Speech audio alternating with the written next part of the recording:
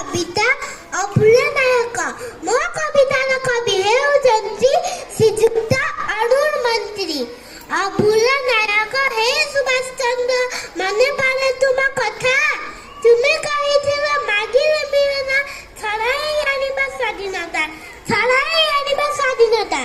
भारत मातार साहसी संतान अभूला तुम्हारा देश प्रेम आजाद दिन फौज गढ़िल नेताजी होइला तुम नाम नेताजी होइला तुम नाम।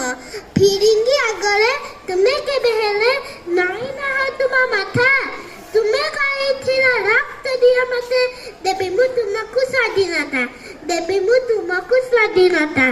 प्रणाम तुमको सलाम तुमको तुमको समान श्रद्धांजलि।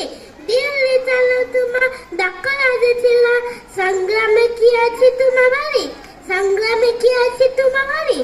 तुम पाई आज आमे तो गर्वित भारत माता प्राणे प्राणे आज गुंजारी उठुची गोती गोती करे तुम वार्ता गोती गोती करे तुम वार्ता।